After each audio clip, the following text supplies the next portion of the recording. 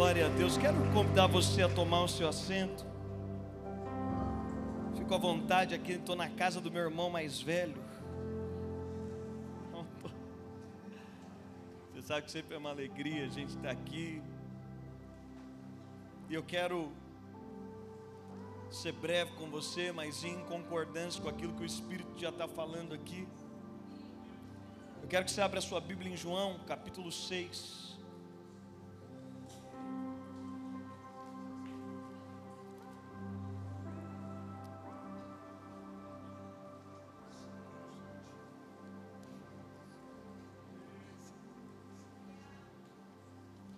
João capítulo 6.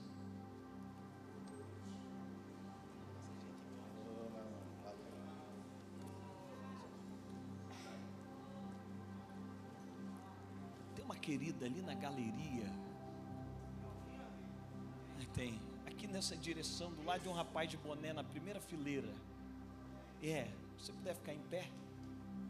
Uma moça. Isso. Só para eu poder te ver. Eu via Deus colocando um anel no seu dedo.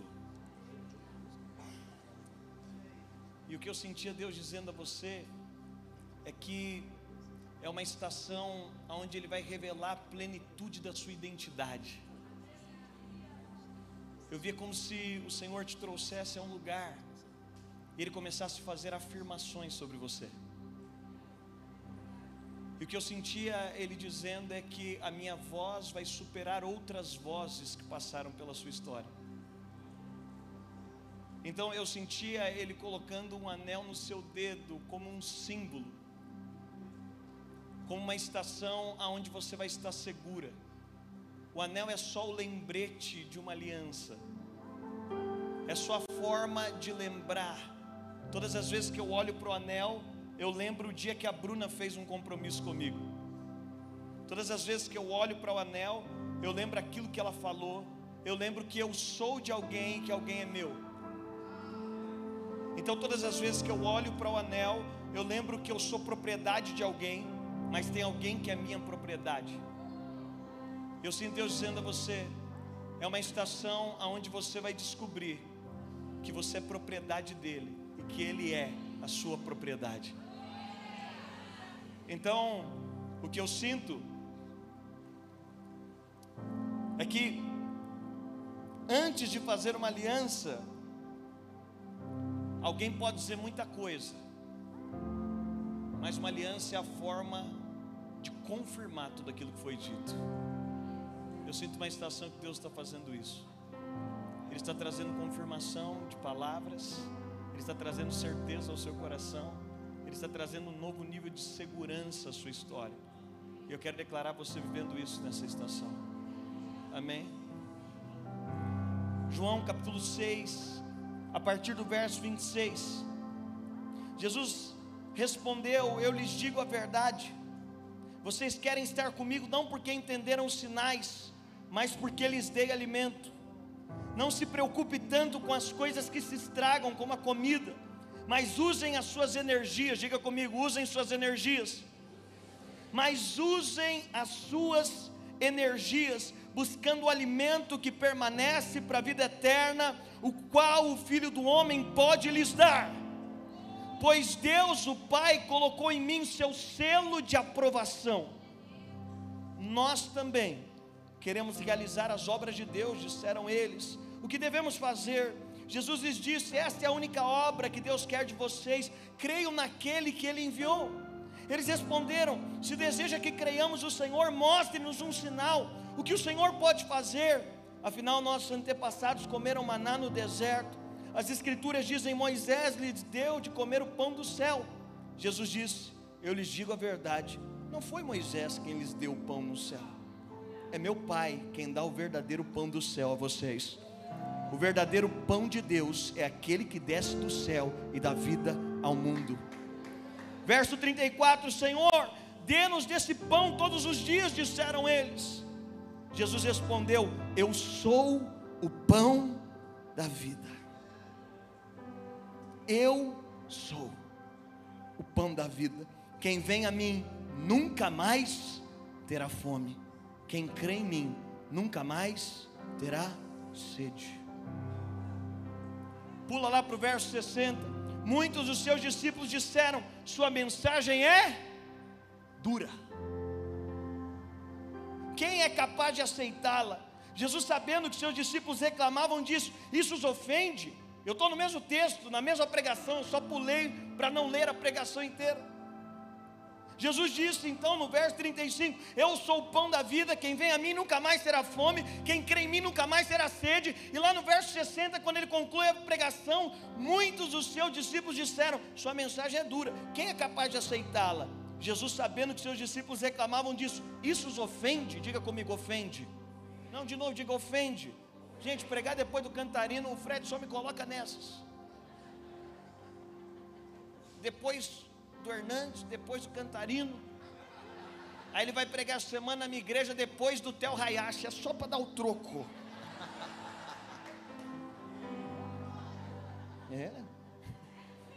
Isso os ofende? Então, o que pensarão se virem o Filho do Homem subir ao céu onde estava antes? Somente o Espírito da vida, a natureza humana não realiza coisa alguma, e as palavras que eu lhes disse são Espírito e vida. Mas alguns de vocês não creem em mim, pois Jesus sabia desde o princípio quem não acreditava nele e quem iria traí-lo.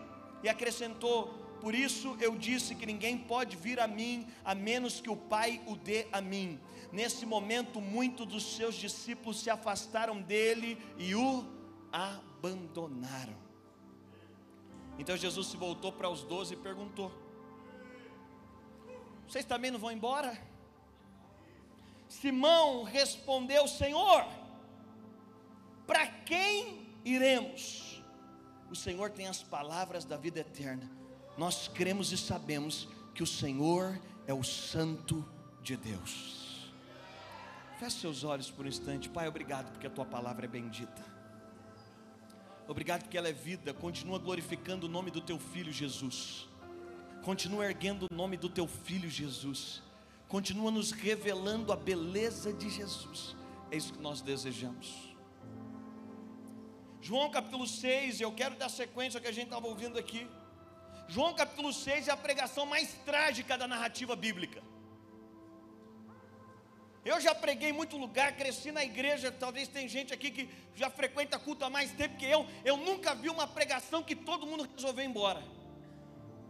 Eu nunca ouvi algum pregador pregando alguma coisa que em meio à pregação as pessoas começaram a falar: não, o que esse cara está falando é uma besteira. Vamos embora, vamos. Vamos embora, vamos. Vamos embora, vamos. E aí o pregador fica sozinho.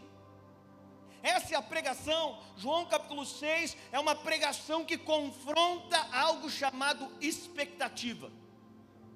O nosso problema com Jesus é que Jesus não se encaixa na expectativa que a gente construiu sobre ele. João capítulo 6 é antecedido em João 6. Jesus multiplica pães. Aí depois, no verso 16, ele vai atravessar e anda sobre as águas.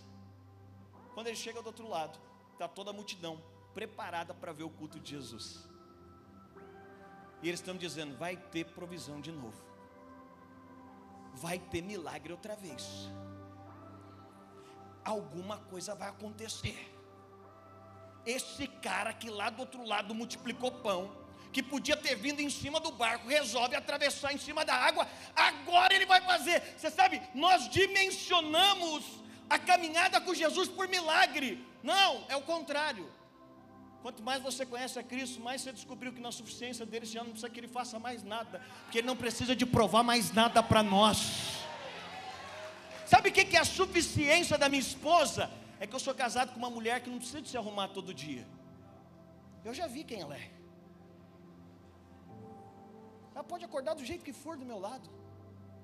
Eu sei quem ela é. Você sabe qual que é o problema? É que a gente segue a um Jesus que a gente não tem certeza que viu, que não sabe muito bem se escutou, e não tem muita convicção que está seguindo. Então a gente precisa o tempo inteiro de algo performado, porque a gente não tem convicção do que viu. Mas quem viu a ele já não troca por mais nada, porque já não tem mais nada que se compara a ele. João capítulo 6 é o problema que a gente tem em conhecer a suficiência de Cristo. Porque ele não precisa de aparecer maquiado. Porque ele é inconfundível na natureza de quem é, não na expectativa do que criamos. E aí o povo vai atrás de Jesus, e eles chegam, e o povo se reúne, e aí a Bíblia diz que essa multidão agora está alvoroçada. E aí Jesus fala: vocês não vieram aqui por causa de mim, vocês vieram aqui porque está faltando alimento. Sabe o que Jesus está dizendo? Não é evangelho se a sua busca até hoje está baseada simplesmente por meio das suas necessidades. Tira os seus problemas. O que governa a sua mente? Tira seus problemas. O que governa o seu evangelho? Tira os seus anseios, os seus desejos de compra, os seus anseios de crescimento, as suas expectativas de emprego. O que governa a sua vida? O que te sobra? Esse é o confronto de Jesus. Ele está dizendo: se tirar a sua necessidade, o que te sobra? Porque o trabalho do diabo é te fazer escravo de necessidade. E pior, é nos tornar anticristos na busca de um Cristo que supra a necessidade que eu mesmo construí. Jesus está dizendo: vocês vieram atrás de pão. E aí Jesus diz: mas eu tenho algo para dar para vocês. O culto mais frustrante da história foi que Jesus tirou tudo e disse: tem eu. Corre o risco. Sabe o que é o declínio de tanto barulho numa nação? É quando a gente começar a ver as igrejas que têm Cristo mais vazias do que as igrejas que têm mais barulho.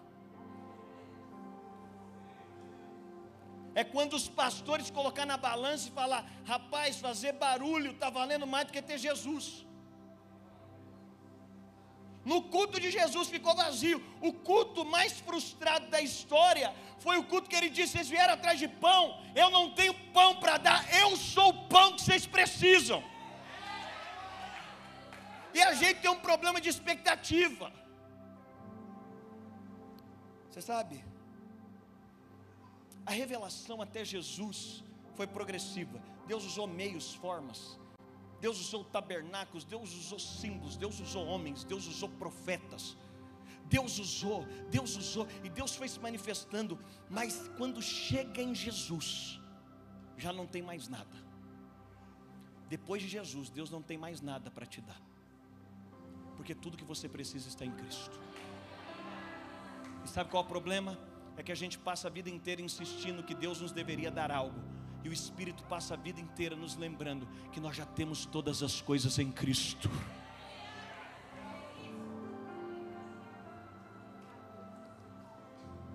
E no capítulo 6, então, a gente tem uma crise de expectativa. A multidão está diante de Jesus, eles querem pão, e Jesus está dizendo: olha, eu não tenho pão para dar, eu sou o pão. E qual é a mensagem que escandalizou? A mensagem que trouxe um escândalo, a Bíblia diz no verso 60, o povo começou a dizer: dura demais essa mensagem. Sabe por que é dura? Porque não supre o que eu vim buscar. Que a gente construiu um Jesus que é escravo do nosso desejo.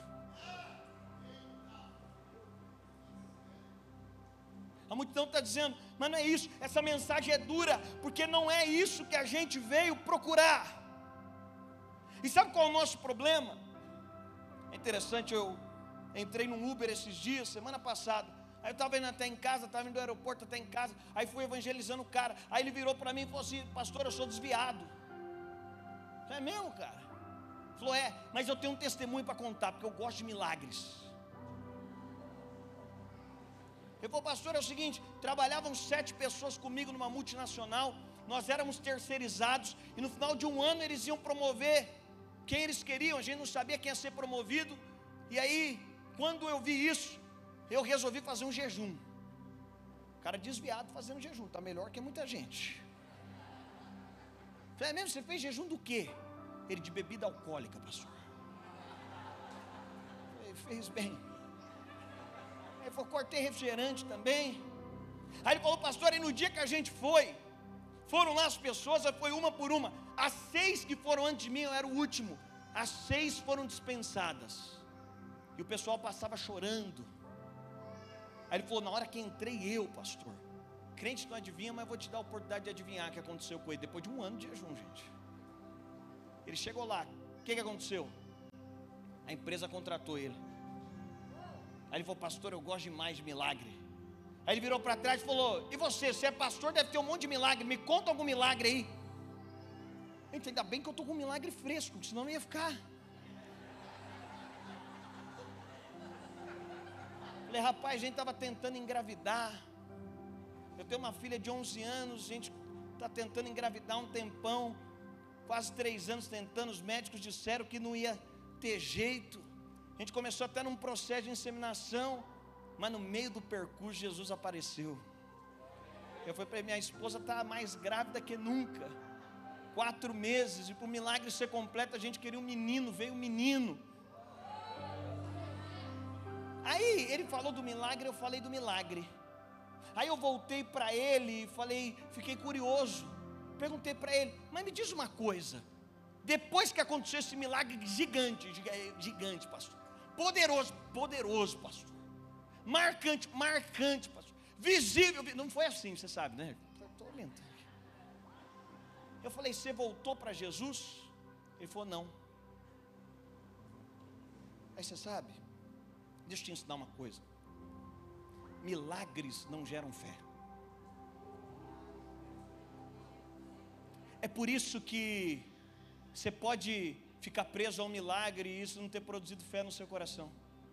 Esse povo aqui, eles viram Jesus multiplicando pães, viram Jesus andando sobre as águas. Quando ele falou: vocês precisam de crer naquele que me enviou, vocês precisam de crer que eu fui enviado por ele. Aí o povo diz: nos dê um sinal. Espera aí, gente, que culto é esse que o cara multiplica pão? Eu nunca participei de um culto dele. Já participei de culto que faltou comida, mas que multiplicou nunca. Que culto é esse que os ilusionistas estão tentando andar sobre a água? Ele andou, vamos ser sinceros, olha o tanto de milagre, se precisa provar mais alguma coisa. Mas quem é escravo de milagre vai ser escravo de milagre a vida inteira, porque milagre não traz fé. O povo ficou 40 anos no deserto, 40 anos no deserto, vendo uma coluna de fogo durante a noite, vendo uma nuvem conduzindo durante o dia, vendo maná caindo constante, vendo uma rocha que acompanhava. Mas quando eles precisaram de fé para chegar na terra, eles não tiveram fé, porque milagre não produz fé, mas fé.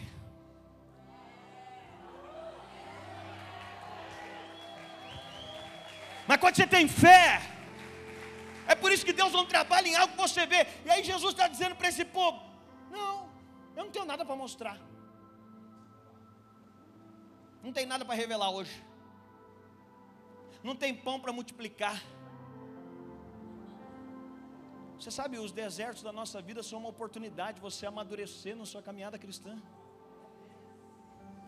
Os intervalos de Deus. Se você perguntar para mim: pastor, quais são os maiores desafios da vida? Eu diria que os intervalos, os processos de elevação de Deus, os processos que Deus está te tirando de níveis de meninice, te levando a níveis de maturidade, são os lugares que você chega e fala: e aí, vamos comer pão? Ele diz: não tem, tem eu. E aqui a gente vai ter um confronto com a expectativa. E qual é o confronto com a expectativa? É que nós idealizamos algo sobre Cristo. Na verdade, o conhecimento de Jesus, ele é comum a todos. Jesus se manifestou, e os discípulos estão achando: esse cara vai nos libertar. A multidão está dizendo: esse cara vai colocar pão na nossa mesa. Mas você sabe,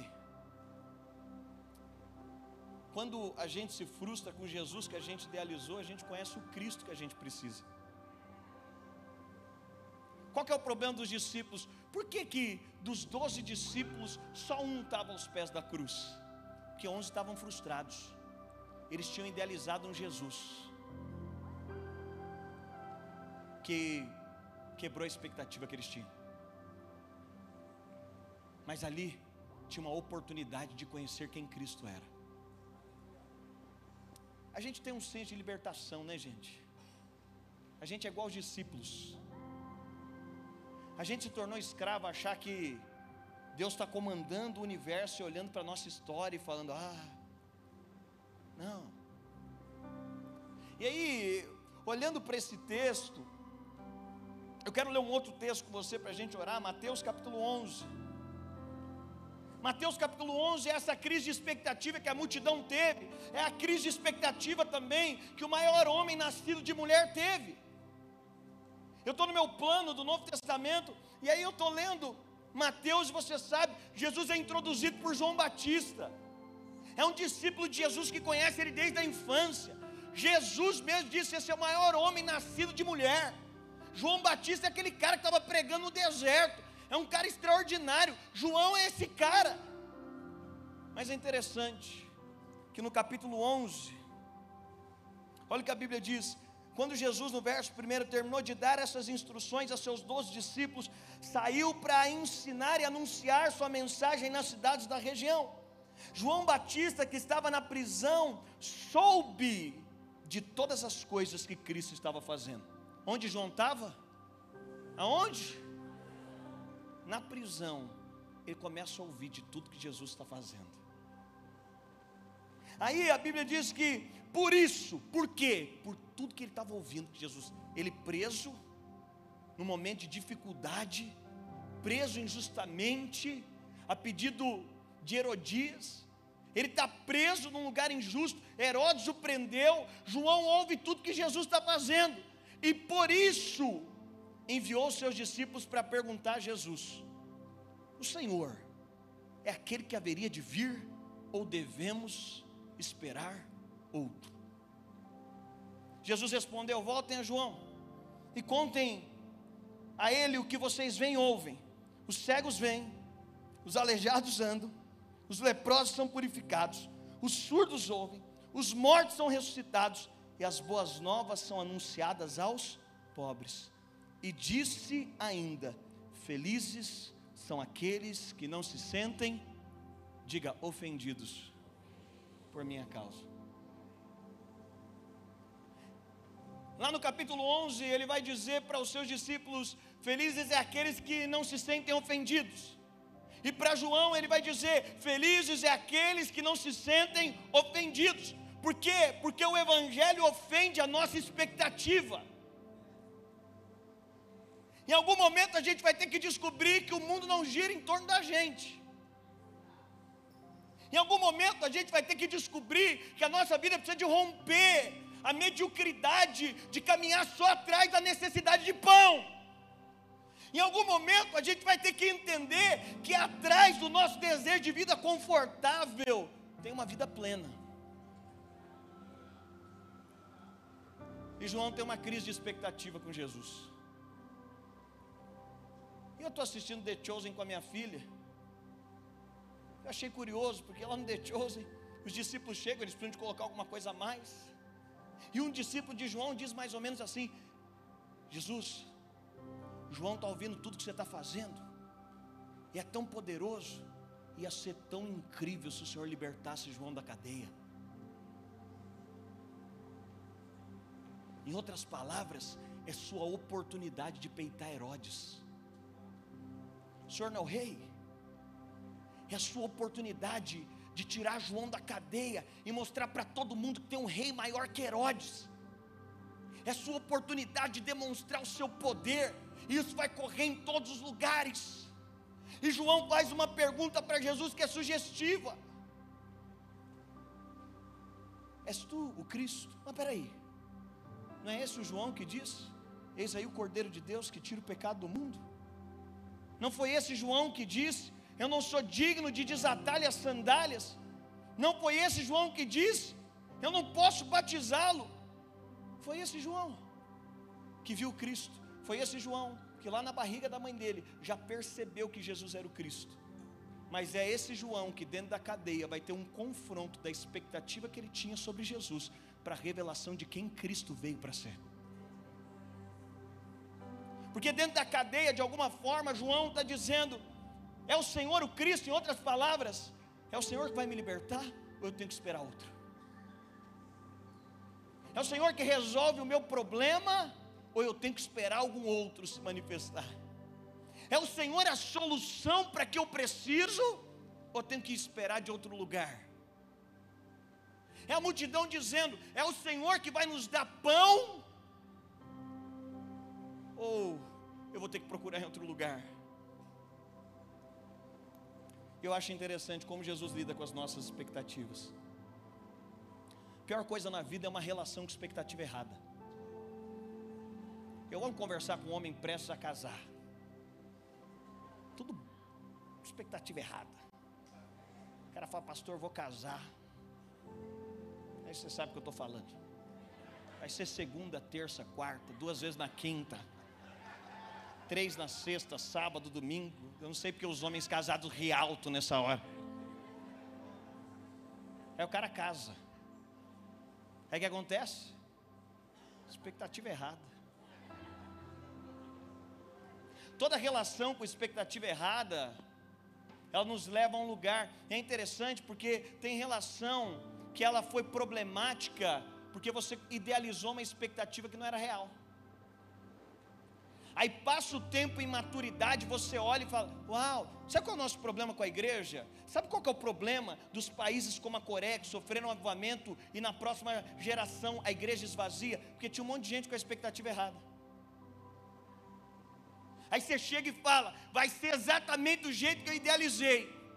Aí você descobre, Deus fala: mas não tenho nada para dar além de Jesus.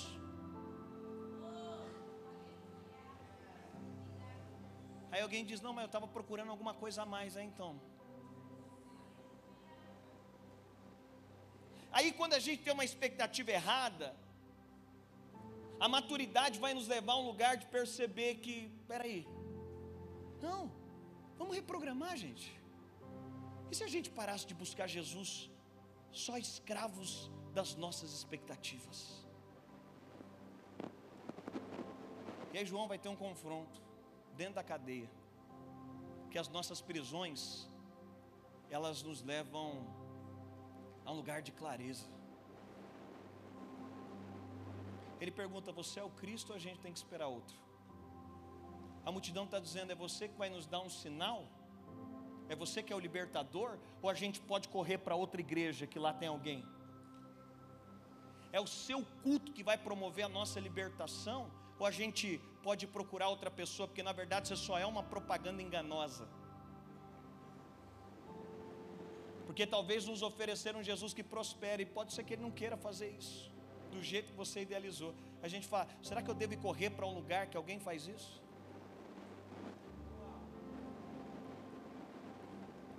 Você sabe, mas tem um outro problema sobre expectativas. É que naturalmente falando, quando eu olho para Jesus, eu sou o tipo de gente, pouca coisa me fere mais do que não ter conseguido suprir a expectativa de alguém. Pouca coisa me fere mais quando alguém senta na minha mesa e fala: Dênio, eu estou indo embora, porque eu tinha uma expectativa sobre você. Eu te vi de longe, eu te conheci, mas é quando eu te conheci mais profundamente, não é exatamente o que eu imaginava. Eu tinha uma expectativa de que você ia me ajudar, eu tinha uma expectativa de que andando com você alguma coisa ia melhorar. E não tem coisa que me fere mais do que quando alguém está dizendo para mim: você não tem capacidade de cumprir o que eu idealizei. Mas quando nós olhamos para Jesus, Ele está muito bem resolvido. Por isso a multidão diz: para a gente não faz sentido essa palavra, porque não cumpre a expectativa que eu coloquei em você. Não faz sentido essa palavra, porque eu cheguei até aqui, e parte da multidão deve ter chegado lá dizendo: eu cheguei até aqui porque a minha vizinha disse que ontem você multiplicou pão, e meu primo disse que você andou sobre as águas, e eu cheguei aqui, você não multiplica pão, você não cumpre a minha expectativa, porque eu não quero te conhecer, eu só quero cumprir a expectativa pela qual eu vim aqui. E Jesus está bem resolvido. Por que os discípulos o abandonam? Vamos ser sinceros. Pedro idealizou algo. Pedro colocou os seus dias. Pedro abriu mão de uma empresa, e ele estava movido em uma expectativa. Mas quando ele descobre que Jesus não ia dar aquilo que ele queria, João está dizendo: és tu o Cristo, ou eu tenho que esperar outro? Sabe qual que é o nosso problema? É que se nós não encontrarmos a suficiência de Cristo, a gente pode estar dentro de uma igreja, a gente pode servir a Jesus, mas a gente está procurando ainda em outro lugar.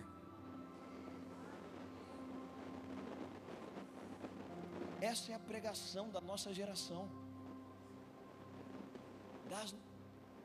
Queremos só Cristo. Para quem nós iremos? Mas você sabe, nessa fala de João, eu só quero aplicar 3 coisas com você para ser didático. Nessa fala de João, onde ele está dizendo: és tu Cristo, ou eu posso esperar outro? João tinha, preste atenção, porque o Senhor tem confrontado meu coração sobre essa verdade. João tinha uma convicção de que ele tinha encontrado Cristo, que agora o Cristo seria a solução para a vida dele. Não, João que seria a resposta para o Rei de toda a terra. Não era o Cristo se dobrando a ser a solução da vida de João, era João se submetendo a ser completamente disponível para aquilo que Cristo queria que ele fosse. Você entende? Nesse lugar aqui, essa pergunta, és tu Cristo? O que a gente precisa de entender é que não é Deus que existe para nos servir. Vamos ser sinceros, gente. Estou aqui. Nós construímos um Deus que está aqui para nos servir. E que a nossa métrica de vida é baseada no que Ele pode fazer por mim. És tu Cristo? Eu estou preso.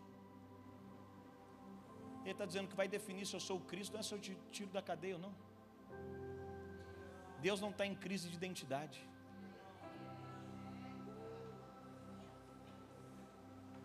Deus não é escravo dos nossos desejos. Ele nos conduz à sua vontade. Por isso eu quero dizer, pouco importa os desejos que você colocou. Você fala: pastor, por quê? Porque o desejo é enganoso. O coração do homem é enganoso, o desejo é passageiro, gente. Eu daria a vida por desejos há 10 anos atrás. Eu daria a vida por coisas que eu idealizei, que quando hoje eu olho eu falo, não moveria uma palha por coisas que eu idealizei há 10 anos atrás. Mas Deus, Ele não se torna escravo do que eu desejo. Ele está me conduzindo à sua vontade. Se o meu desejo é enganoso, a sua vontade é boa. Se os meus desejos são naturais, a sua vontade é agradável. Se os meus desejos são para o meu benefício, a sua vontade é perfeita. És tu o Cristo? E ele está dizendo para João: João, você não entendeu. Não sou eu que te sirvo, é você que me serve. Mas você sabe, aí é interessante, eu quero caminhar para o segundo ponto e a gente já vai encerrar. Lá na minha igreja, se eu falo que vou encerrar, todo mundo fala: ah, já vou encerrar.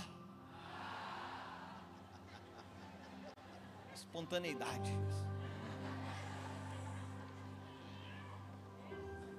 João, não sou eu que te sirvo. Ei, olha aqui para mim. Deus não veio nesse culto hoje sentar aqui e pensar: quem que eu vou servir hoje? Não. Não. Deus está sentado num trono de glória. João diz no capítulo 3: eu vi uma porta aberta. E ele diz: sobe aqui. Sobe aqui para descobrir que o trono tem um rei. Sobe aqui para descobrir que o governo está em suas mãos. Sobe aqui para descobrir que os 24 anciãos, apontando para a igreja do velho e do novo, os 4 seres viventes apontando para toda a criação, todos estão prostrados diante de mim. Sobe aqui, enquanto João está na cadeia dizendo: és tu Cristo, ele está dizendo: sim, o mundo é governado pelas minhas mãos. E se eu vou te tirar da cadeia ou não define quem eu sou. Mas uma segunda coisa aqui que ele vai dizer. Aí Jesus diz: volta para João. Olha a resposta. Jesus não deixa João sem resposta. Ele não nos deixa sem resposta. A gente fala: és tu o Cristo que vai libertar minha casa, ou eu devo clamar por outro? És tu o Cristo que vai solucionar os meus problemas e vai me levar ao cumprimento dos meus desejos, ou eu devo esperar para o outro? Aí Jesus dá uma resposta: vai para João e contem o que vocês veem e ouvem.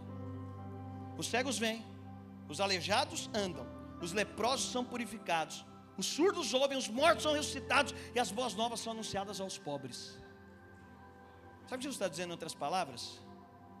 João, eu tenho o poder de te tirar da cadeia, mas você vai precisar de aprender a definir o meu caráter por quem eu sou, não por aquilo que eu faço. João está dizendo, eu quero definir Deus por aquilo que Deus está fazendo na minha história. E esse é o nível mais superficial de evangelho que a gente pode viver. Porque se estiver acontecendo tudo bem, Deus é bom. Mas se estiver acontecendo tudo do jeito que você acha que não é bom, Deus não é mais bom. Isso é tão profundo, gente. Nós fomos com um grupo de pastores agora em setembro para inaugurar uma igreja em Londres.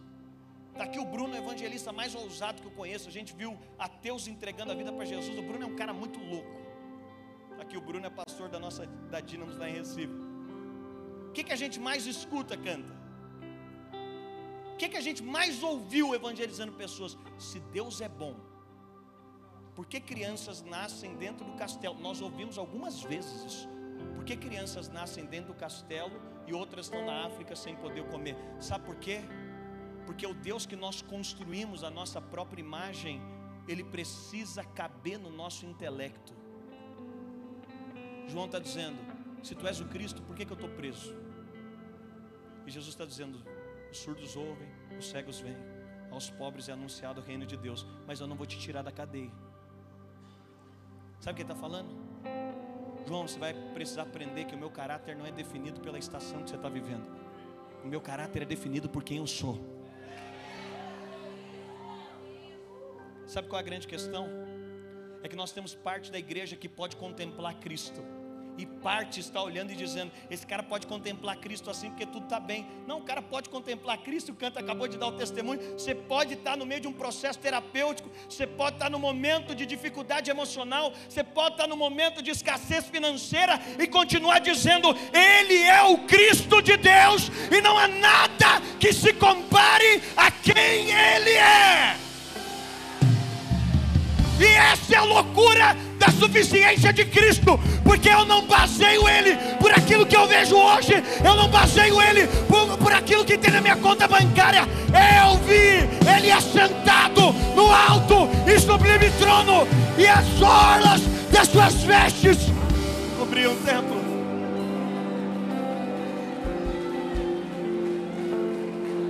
Será que a gente pode falar sobre um Cristo como Pedro e João? Não olhem para nós.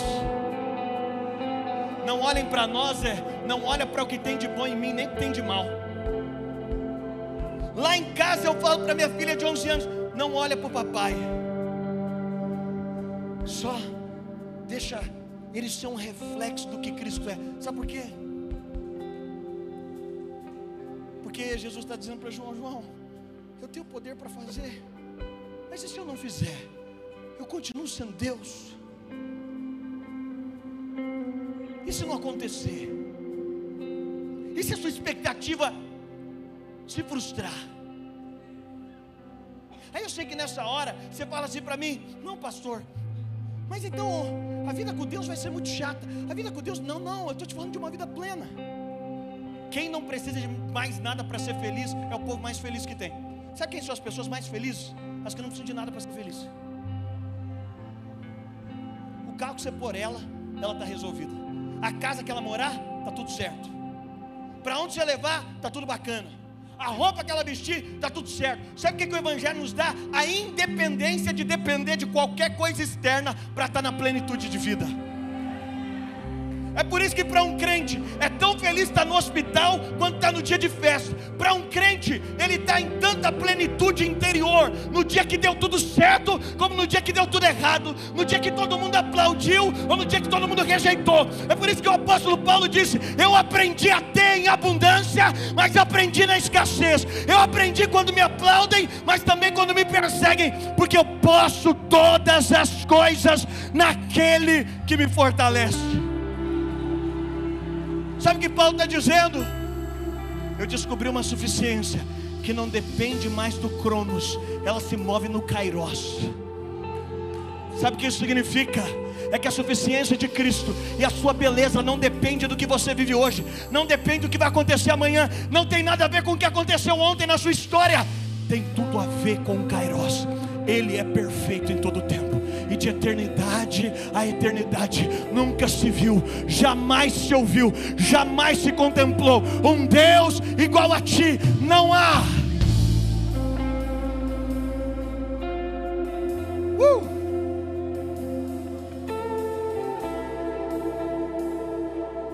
Jesus disse: eu vou deixar o Espírito Santo e vocês vão ser minhas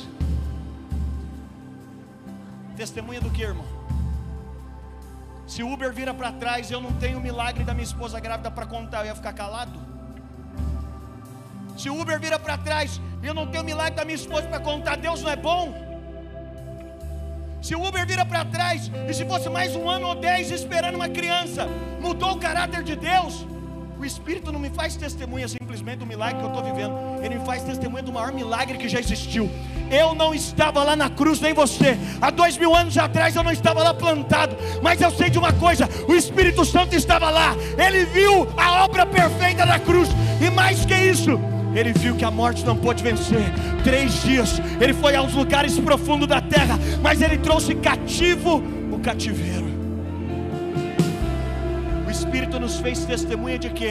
De que o poder de Cristo não consiste se Ele vai me tirar da prisão. Ele me fez testemunha de que prisão nenhuma pode me deter. Ele me fez testemunha de que agora eu tenho uma esperança. Ele me fez testemunha que ainda que exteriormente eu esteja abatido, interiormente eu estou sendo renovado.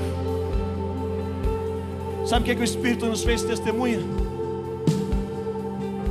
O Espírito nos fez testemunha de que Deus é desproporcional. Paulo disse: as leves e momentâneas tribulações. O evangelho que você idealizou, nenhum dos apóstolos viveram, irmão. Eu não quero morrer igual os pastores da minha geração, ou sei lá quem for, que talvez eu idealizei. Não. Paulo está dizendo: exteriormente eu não tenho nada. Na verdade eu perdi tudo por amor a Cristo, e eu troquei tudo pelo conhecimento de Cristo, e agora eu reduzi tudo a nada. Mas sabe de uma coisa? O mesmo Paulo diz: as leves e momentâneas tribulações. Por que é leve e momentânea? Porque a tribulação um dia acaba. A tribulação uma hora vai cessar. O choro um dia vai ser enxugado. Só, pastor, eu estou vivendo tribulação. Fica tranquilo, Deus é desproporcional.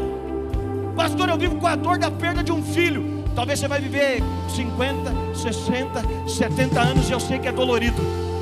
Pastor, eu vivo com a incoerência de alguém ter me abandonado. Talvez você idealizou uma vida e você foi abandonado. Talvez você vai viver anos com isso. Mas Paulo fala: fique em paz, porque as leves e momentâneas tribulações, elas vão durar algumas décadas. Elas não podem se comparar com o peso de glória que há de vir, o dia que nós veremos o nosso amado face a face.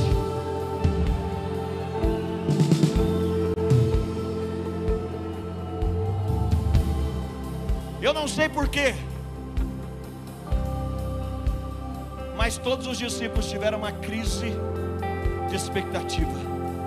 Se você conheceu o verdadeiro Cristo que te é suficiente, Ele frustrou suas expectativas para te revelar a sua vontade. Mas por fim, o que Ele está dizendo é: eu vou te levar, João, a compreensão plena no entendimento da vontade, que não está no cumprimento do seu desejo. A compreensão plena de quem Cristo é não está no seu desejo, está na sua vontade. E eu não sei porquê, tem gente que morreu farto de dias, tem gente que viveu muitos anos, tem gente que passou a vida celebrando com uma família grande, mas não sei porquê. João, o maior homem nascido de mulher, ainda que quisesse sair da prisão, ele está dizendo: não, você vai terminar os seus dias com a cabeça em cima de uma bandeja, na presença dos seus inimigos. Você vai parecer um aparente escárnio, mas as leves e momentâneas tribulações não podem se comparar. João é recebido como um mártir no céu, e no céu a gente descobre que a submissão à vontade é muito melhor do que a escravidão dos desejos. Que viver submetido à vontade é a plenitude do que Deus tem para nós.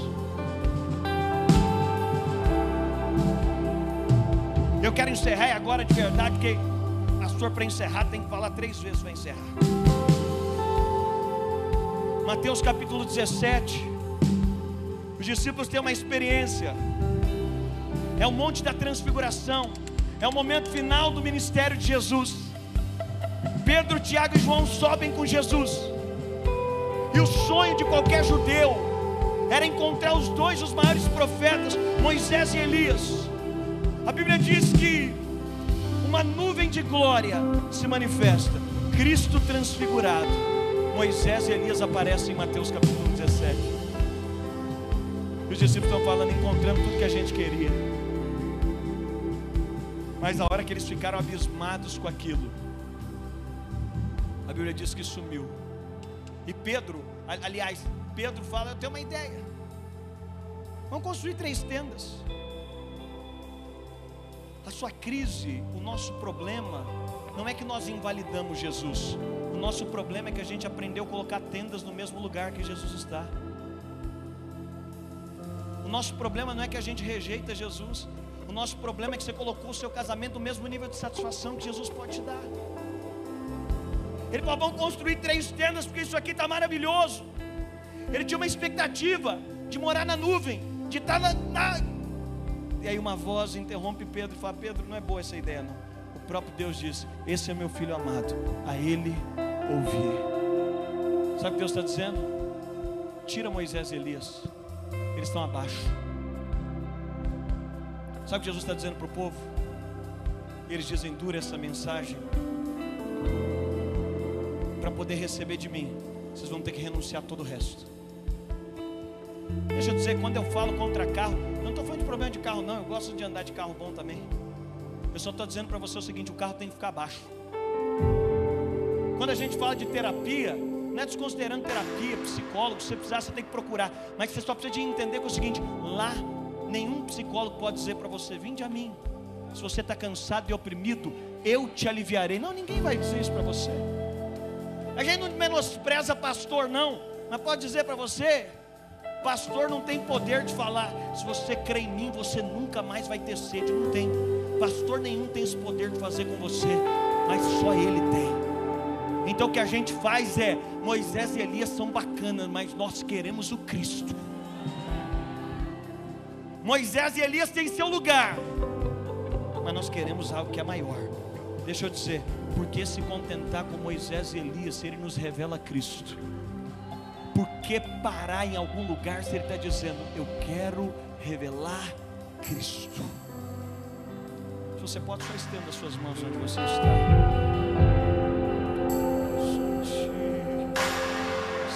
Afeições por mim, preciso me esconder, oh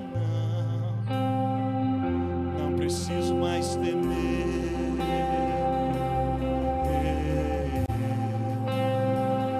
Não preciso mais temer. Vamos lá, o véu já se rasgou.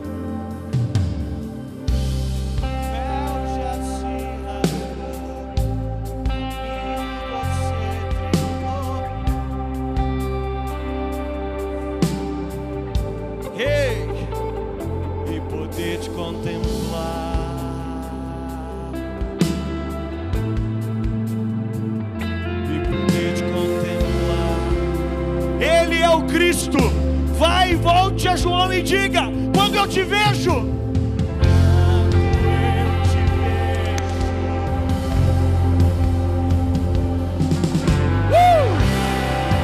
hey, vamos Jesus, yeah.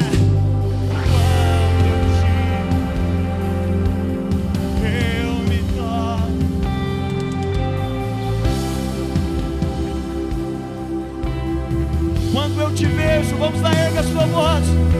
E quando eu te vejo, algo diferente em mim.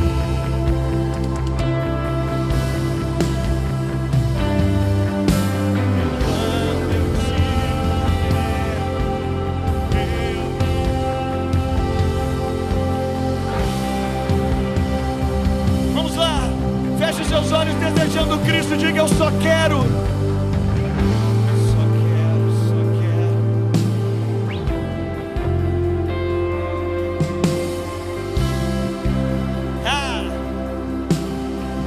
O que João precisava não era sair da cadeia, era ver a Cristo.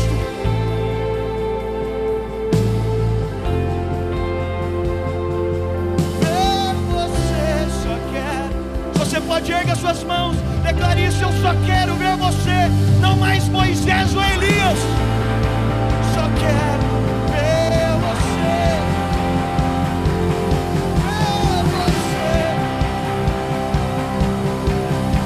Uma vez mais, declare: eu só quero ver você. Ver você.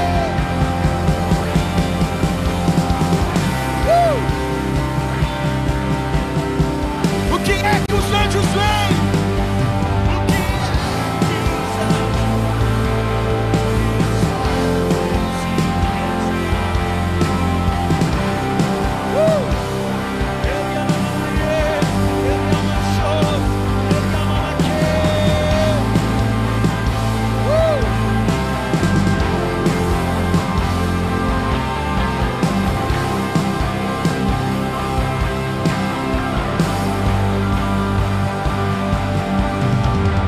suas mãos onde você está, se você pode.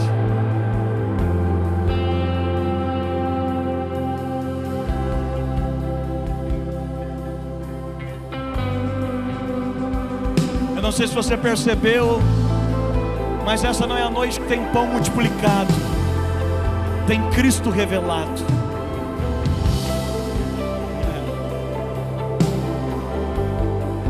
Para quem nós iremos? Para quem nós iremos? Só tu. Só tu. Jesus, nessa noite nós dizemos: nós estamos do lado de Pedro nessa revelação. A gente não tem outro lugar para ir. E a gente não quer basear quem você é por aquilo que nós estamos vivendo. Nós sabemos: você ressuscita mortos, você cura os cegos. Mas nós descobrimos algo mais profundo: tu és o Cristo.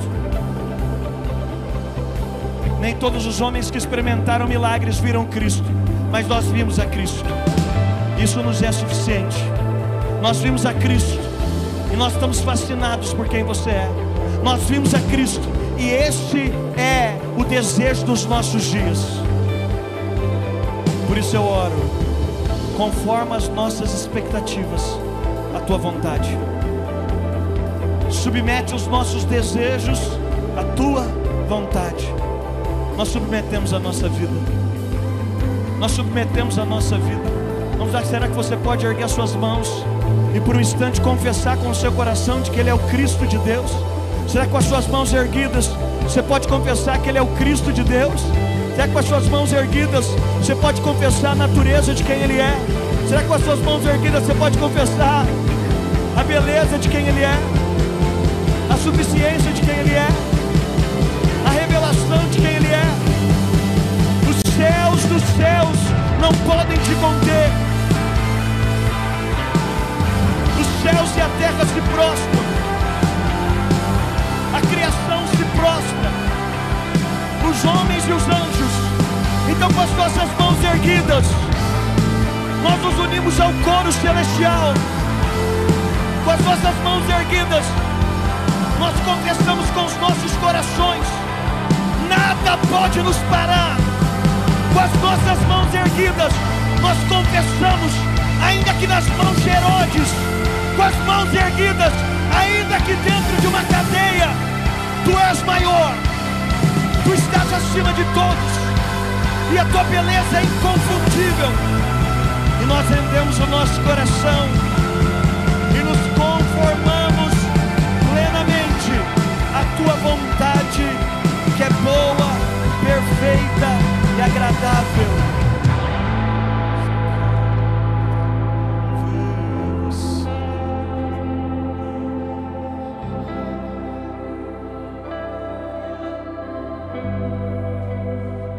Só estenda as suas mãos. Eu sinto nós ficarmos mais um minuto.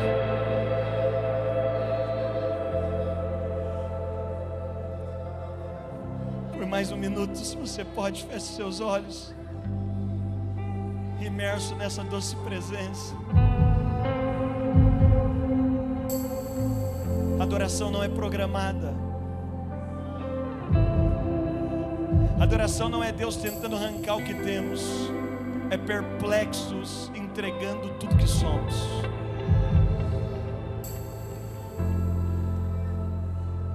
Obrigado.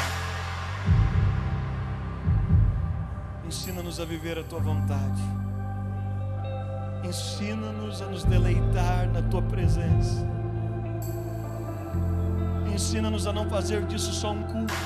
Ensina-nos a não fazer disso só uma reunião. Ensina-nos, ensina-nos. Seja o nosso alimento. Se essa é a Tua promessa, seja o nosso alimento.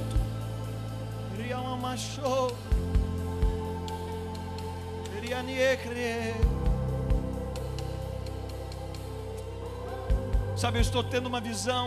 Eu vejo como se tivessem anjos aqui à frente, e é como se eles estivessem com bandejas nas mãos e tem pães nelas. Eu vejo como se eles fossem passando pelos corredores, e é como se alguns pudessem pegar desse pão.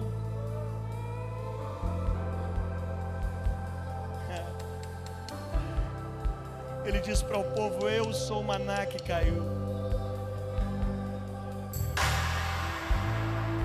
Você sabe, eu sinto no meu coração, enquanto você está com seus olhos fechados, eu sinto nessa noite o Espírito dizendo que Ele está matando fome de corações aqui.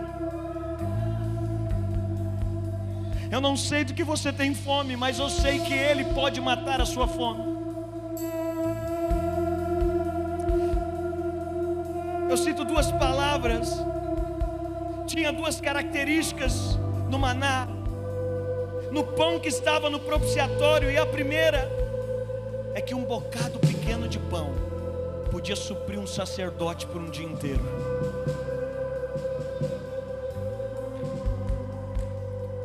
Eu quero declarar sobre você. Se você tem fome,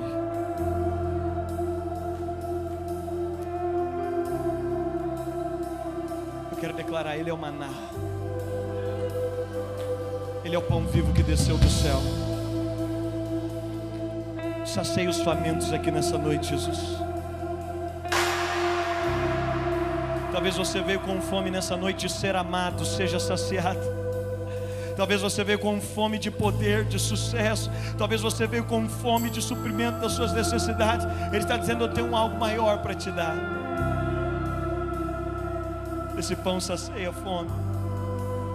Mas tinha uma segunda característica nesse pão. Esse pão não só matava a fome. Nem toda comida que mata a fome é prazerosa. Esse pão era prazeroso. Por isso eu quero declarar sobre a sua vida saciedade e prazer. Eu quero declarar que você vai encontrar prazer.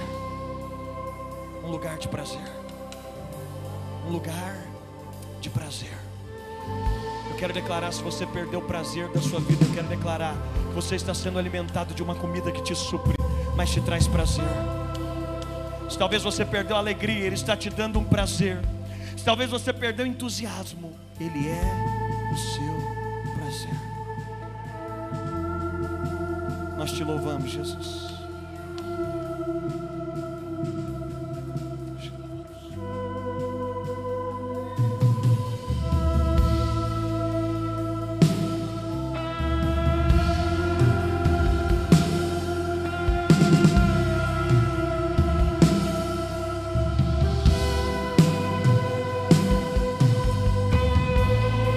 Espírito Santo, eu quero que por um minuto, nós já vamos terminar, mas que você levante as suas mãos bem alto e você se alimente do que Jesus está te dando hoje. Que você enxergue Jesus lá acima de todas as circunstâncias, que você consiga enxergar Jesus, que você não tenha uma falsa expectativa. Deus não tem nada para nos entregar. lugar a não ser Cristo.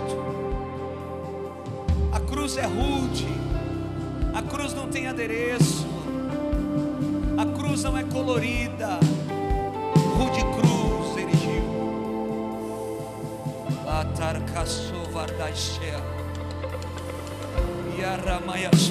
Eu sinto muito forte, o Daniel estava ministrando aqui. Eu sinto que pessoas não serão mais enganadas com uma falsa expectativa. Eu quero que você abrace alguém e você comece a orar por essa pessoa, dizendo: você não será enganado por uma falsa expectativa, seja em pessoas, seja em uma organização, seja numa proposta, seja numa compra. Não, você não será mais enganado.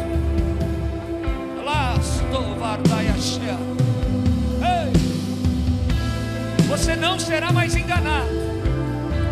Nós estamos saindo aqui nesses 4 dias de Tiro Leste mais parecidos com Jesus. Ei! Estamos saindo daqui mais parecidos com Ele.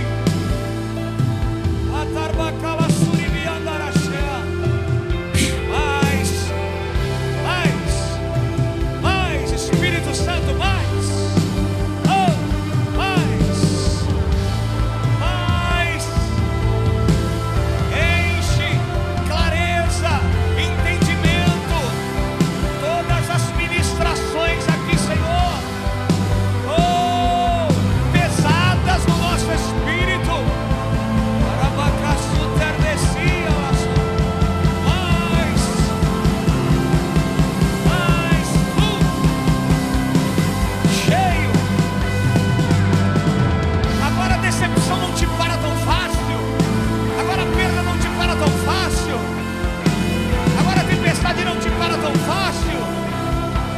Você aprendeu que Jesus é o nosso centro, é o contentamento em todas as coisas.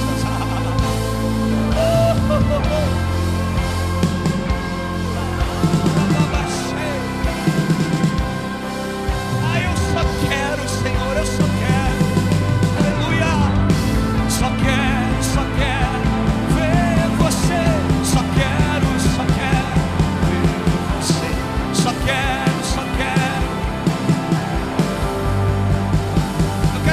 No meio de tudo, só quero.